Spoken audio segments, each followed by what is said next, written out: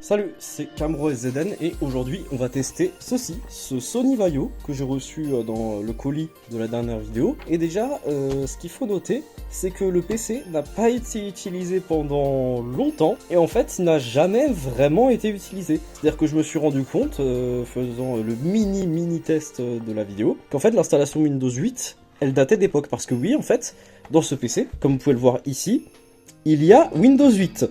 Alors, certains vont crier au sacrilège, mais je vais laisser Windows 8 dessus. Et déjà, je vais vous montrer vite fait les ports du PC, parce que c'est un truc plutôt pas mal. Donc, on a évidemment, comme d'habitude, le port de charge. On a deux ports USB 3, ce qui franchement n'était pas attendu sur un PC de cette époque. On est sur du 2012, le PC, justement, à la sortie pile de Windows 8. On a un port HDMI. Bon, là, on le voit pas très bien à cause de la caméra. Et un port Ethernet, pareil, qu'on voit pas très bien, mais il y en a un. Et il y a même deux ports jack. Et en plus, sur l'autre côté, il y a encore deux autres USB, ici, et un lecteur DVD. Donc le PC, il est quand même assez fourni. La batterie est détachable, parce que c'était encore la norme à l'époque. Ici, on a le compartiment RAM, qu'on verra peut-être après, parce que justement, actuellement, il n'y a que 4 Go de RAM dans le PC. Il y a aussi le compartiment disque dur. Donc, sans attendre, on va tout de suite l'allumer et faire nos tests qu'on fait d'habitude. Je suis actuellement dans mon lieu de tournage habituel, ce qui est assez rare, et on va pouvoir voir donc ce que ce PC il vaut. Donc, Windows 8. Windows 8, sorti le 26 octobre 2012, donc juste avant la fin du monde, est un OS de Microsoft qui promettait de faire la fusion entre les tablettes et les PC.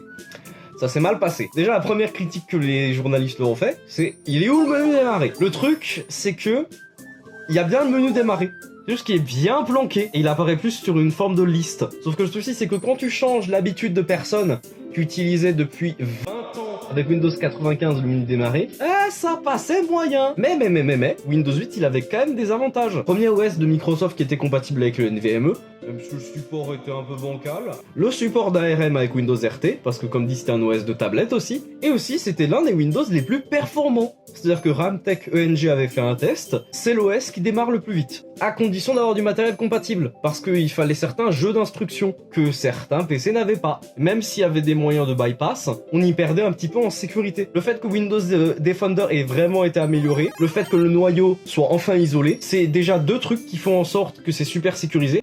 Il y a plein d'autres détails que je vais vous passer, qui font en sorte que, dites-vous, Windows 8 est quasiment aussi bien sécurisé que Windows 10. Mais bref, c'était tout pour cette introduction à Windows 8.1.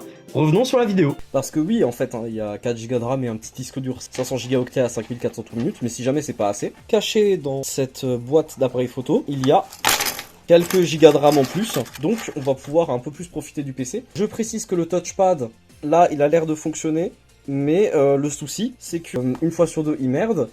Donc ce qu'on va faire, c'est qu'au lieu de se baser... Bon, voilà, et qu'est-ce que je disais, là, il marche plus.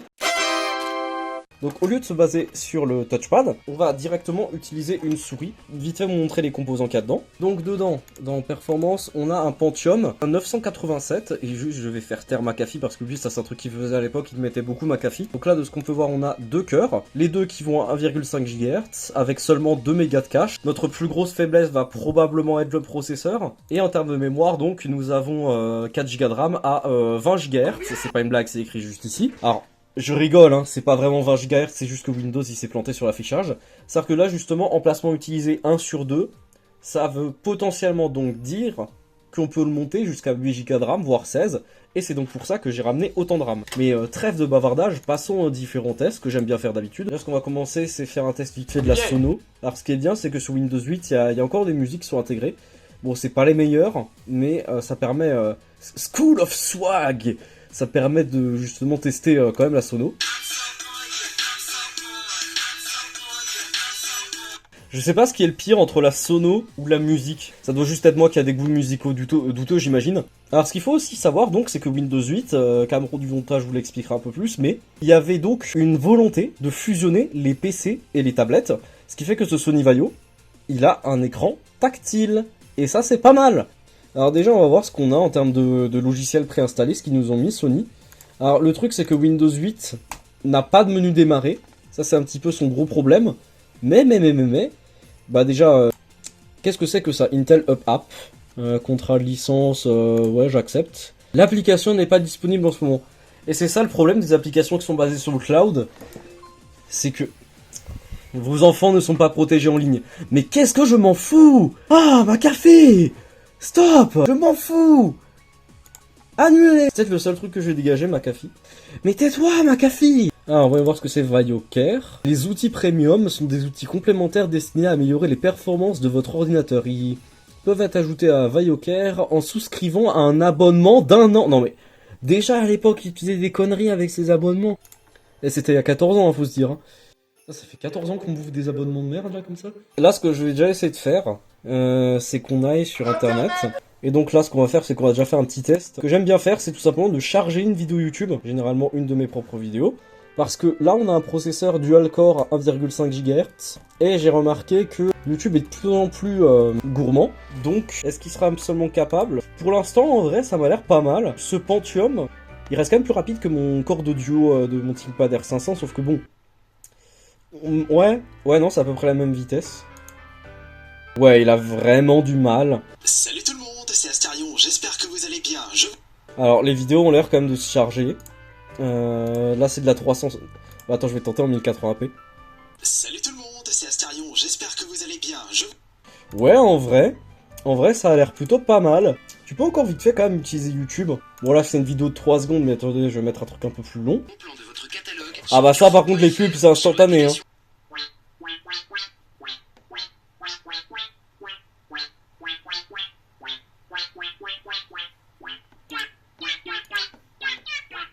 En soi, à part l'interface YouTube qui rame, il peut encore lire des vidéos, donc le processeur, il s'en sort encore plutôt bien. Après, il faut voir à quel point il galère. 100%. C'est-à-dire que par contre, la RAM, l'utilisation, elle est encore plutôt contenue.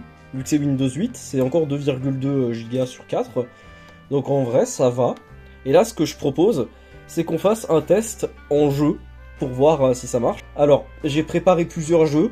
Déjà Need for Speed, que je vais installer tout de suite. Et ensuite, forcément, vous me connaissez, Blood Rain. Hein, sinon, c'est pas marrant.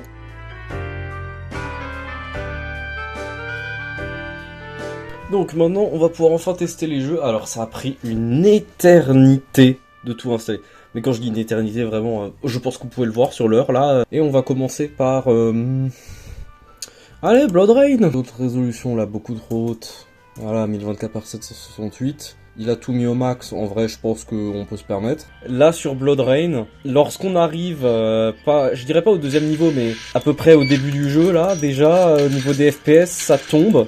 Mais ça tombe pas mal, hein. Là, on est à même pas 20 FPS, un truc dans le genre. Et je pense que c'est la carte graphique qui fait en sorte que ce soit aussi lent. Parce que, je crois que sur le ThinkPad R500, c'est un peu plus fluide. Malgré le fait qu'il y a un corps de duo dedans. Donc là, disons que je suis assez déçu. Mais bon, on va quand même voir ce que ça donne sur d'autres jeux. Alors, Intel HD Graphics, tout est bon. Ouais, bon, le jeu, il a prévu que ça galère. Il m'a tout mis au minimum par défaut. Et ça vient de planter, d'accord. Alors ça vient vraiment de planter ou c'est juste une impression?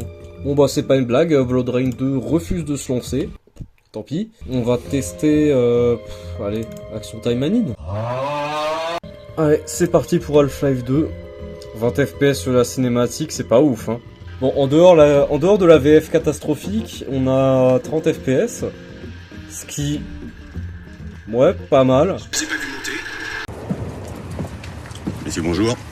Contrôle, s'il vous plaît. Oui, et donc juste savoir les paramètres qu'ils m'ont mis par défaut, parce que ça a l'air plutôt pas mal ce qu'ils m'ont mis. Détail des modèles élevé, détail des textures élevé, détail de l'image faible. Quoi? Correction de couleur. Ouais, bon, ils m'ont mis un mix entre élevé et moyen. Et avec les paramètres par défaut, donc j'ai 30 FPS. Après, ce qui est bien, c'est que ça reste quand même à 30 FPS constant. Ça descend pas tellement en dessous. Oh! On est monté à 60 à un moment. Ouais, ça oscille entre 30 FPS et 60 FPS, mais ça descend pas en dessous de 30. En vrai, jouer comme ça avec un 30 à 60 FPS, franchement, ça me dérangerait pas. Donc c'est pas mal, mais faut pas oublier que lorsque ce Sony Vaio est sorti, Half-Life 2 avait déjà 8 ans. Compte tenu de ça, est-ce que je peux vraiment applaudir ce Sony Vaio?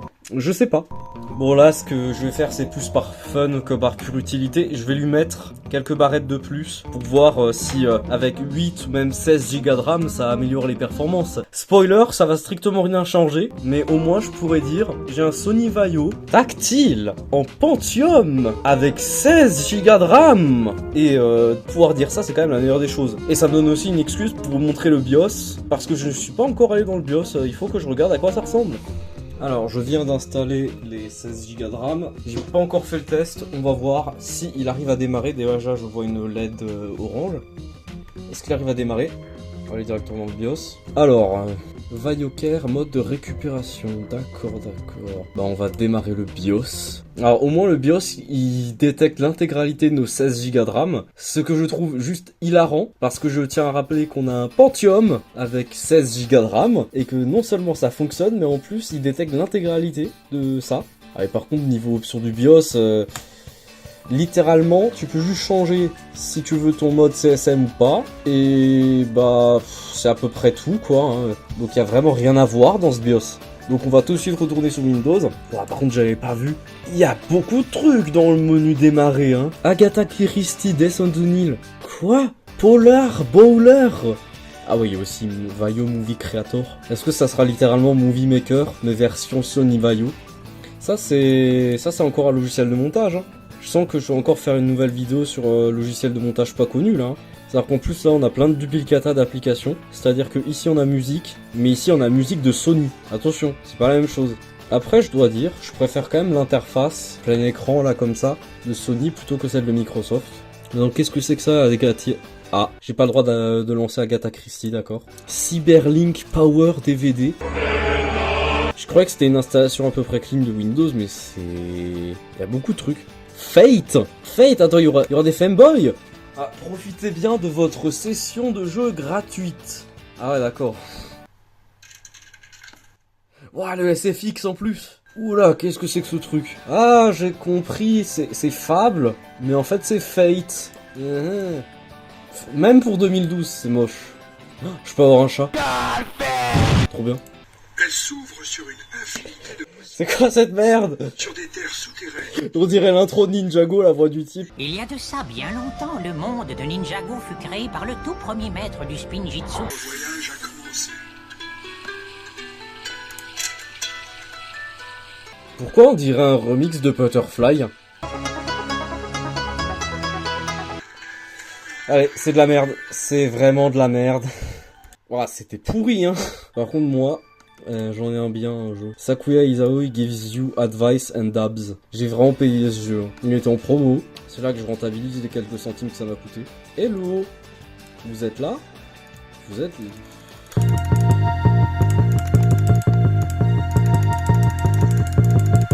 Hop là, le dab. C'est bon. J'ai fini le jeu. Alors donc, Blood Rain. Ça rame. Mais ça rame un peu moins. Alors, ça rame toujours, hein, mais par contre ça rame un peu moins. C'est-à-dire qu'on est passé d'une quinzaine de FPS à une vingtaine de FPS en mettant 16 Go de RAM. C'est peut-être le système qui consomme plus. Windows 8, effectivement, c'est un peu plus lourd que Windows XP. En soi, c'est jouable, mais étant donné que Blood Rain est un jeu qui commence un petit peu à dater, même beaucoup à dater, hein, c'est de l'époque Half-Life, Half-Life 2. Pas ouf. Alors là, je pense que pour Minecraft, on peut lui donner... Allez, on a 16 Go de RAM, on va lui donner, allez, 12 Go. Ça sera très bien. Le jeu s'est lancé, on va voir donc si c'est jouable. J'ai mis la version 1.8.9, justement, pour tester le PC. C'est une version de Minecraft qui date d'à peu près 2014. Le PC date d'à peu près 2012, donc en vrai, je pense que ça devrait passer. J'ai pas beaucoup de FPS. Attends, sur le F3, j'ai combien? 7 FPS, 9 FPS. Bon là je viens de tout mettre au minimum, y compris la render distance, donc on va avoir 2 blocs devant nous. Et cette fois ça a l'air plutôt fluide. 36 FPS, 21 FPS, ouais bon, c'est franchement difficilement jouable. Et là encore si c'était une version récente de Minecraft, je dirais bon, retourne sur une version plus vieille, mais là on est quand même en 1.8.9. Après ça c'est je pense c'est peut-être lié à la carte graphique. Je vais voir une fois l'utilisation processeur. Ah, je sais même pas si c'est le processeur ou la carte graphique qui douille le plus, parce que le processeur il a pas l'air non plus d'apprécier ce que je suis en train de faire. Après, au bout d'un moment, les FPS, ils se stabilisent, sauf quand tu génères des chunks. Après, faut se dire, moi, en 2021, je jouais à Minecraft sur un PC qui était encore pire que ça. En vrai, moi, je considère ça jouable si t'es prêt à faire quelques compromis, mais pour la grande majorité des gens, c'est vraiment pas ouf. Je vais une fois faire un test. Ce que je vais faire, c'est que je vais aller sur mon PC fixe. J'ai vite fait créer un serveur local, juste pour voir si, en mettant la charge processeur sur un autre PC, je peux avoir des meilleurs perfs.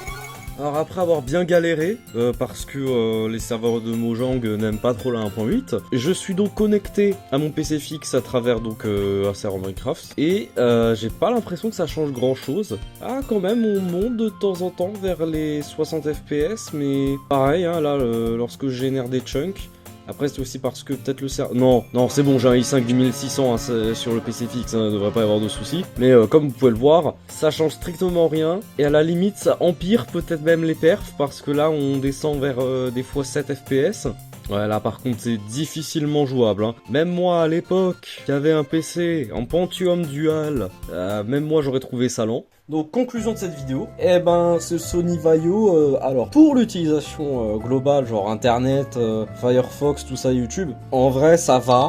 Les logiciels qui sont préinstallés et les jeux qui sont préinstallés sont extrêmement goofy, y a rien qui marche, ça requiert des abonnements, et il y a McAfee en plus, donc pas ouf. Et pour tout ce qui est jeux vidéo gaming, si déjà Blood Rain et Half-Life, ils ont un petit peu du mal, et que tout le reste des jeux que j'ai installés, ils ont même pas réussi à correctement s'installer sur Windows 8. Avec son Time-Anim, il a pas réussi. Ça a réussi. Visite virtuelle de l'Assemblée nationale, même visite virtuelle de l'Assemblée nationale, n'a pas l'air de fonctionner correctement. Et Blue Protocol, les serveurs, ils ne veulent même pas me donner les fichiers. Donc, conclusion, ce PC portable est un peu une déception. Je m'attendais à mieux. Et au final, l'écran tactile, bah, il sert un peu à rien. C'était CamRoyZN. Et à une prochaine fois. Et si quelqu'un veut me le reprendre, en vrai, je serai pas contre.